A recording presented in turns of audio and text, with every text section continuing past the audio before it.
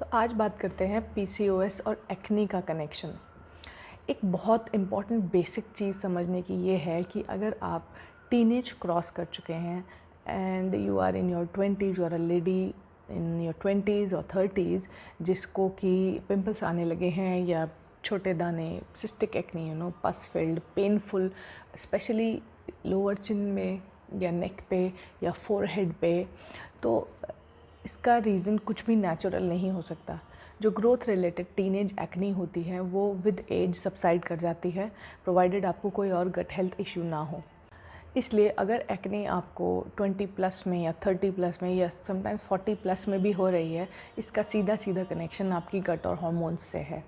तो सबसे इम्पॉर्टेंट बात समझने की है कि आप स्किन केयर अपनी चेंज कर रहे हैं, फेस वॉश, टोनर्स और ट्रीटमेंट्स, रेटिनॉल्स में भी व्हाटएवर आपके जो डर्मेटोलॉजिस्ट ने प्रिस्क्राइब किया है आप वो यूज़ कर रहे हो, लेकिन उससे ज़रूरी नहीं कि आपके एक्ने ठीक हो जाए। आपको रिजल्ट्स मिलेंगे बट वो शायद लॉन्ग लास्टिंग ना हो, क्योंकि जब तक आप अपना गट हील नहीं करोगे आपकी स्किन हील नहीं होगी।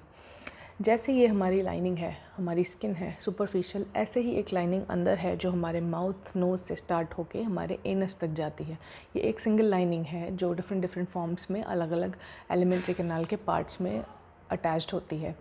तो जब इसमें डैमेज होती है, जैसे एक्ने निकला ऊपर, यहाँ स्किन ब्रेकआउट हुआ, वैसे ही अंदर skin is breaking apart in a way कि आपको जो टॉक्सिन्स हैं आपके खाने से वो आपको रिएक्ट कर रहे हैं, या कोई भी ऐसा रीज़न हार्मोनल इम्बैलेंस की वजह से या डेफिशिएंसीज़ की वजह से गट में ऐसी लाइनिंग में डिसरप्शन है जिसकी वजह से आपकी स्किन रिएक्ट कर रही है।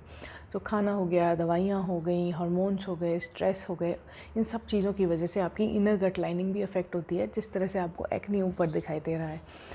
तो सिर्फ ऊपर से काम करने से फ़ायदा नहीं होगा, आपको जड़ बीमारी की जड़ तक जाना होगा। सो उस रूट कॉज में पहुंचने के लिए आपको ऐसे ट्रीटमेंट्स की ज़रूरत है, ऐसी मॉडिफिकेशंस की ज़रूरत है जिनसे कि ना सिर्फ आप अपना सुपरफिशियली स्किन को इम्प्रूव करें बट कि इंटरनल आपकी जो गट लाइनिंग है उसको भी ठीक कर पाएँ। तो उसमें खान पान आ जाता है, स्लीप आ जाती है, स्ट्रेस मैनेजमेंट आ जाता है और हार्मोनल चेकअप आ जाता है।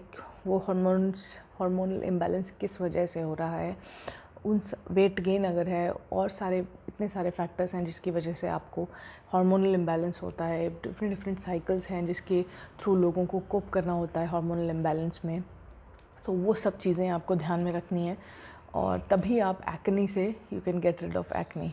बहुत सारे लोग हैं जो ज़्यादातर लोग इनफैक्ट जिनको मैं मिलती हूँ जो जिनकी एक्ने की प्रॉब्लम होती है, उनको पता नहीं होता है कि ये एक्ने सिर्फ सुपरफिशियल खाने पीने से नहीं है, बट ये एक हार्मोनल इम्बैलेंस भी एक फैक्टर है इसमें। तो अगर कभी आपको पीसीओएस से रिलेटेड एक्ने हो तो इट्स अ नो ब्रेनर, कोई इसमें गेस वर्क नहीं है कि ये सिर्फ सब आपके हार्मोन्स की वजह से हो रहा है। सो एक अच्छे डॉक्टर से बात करिए।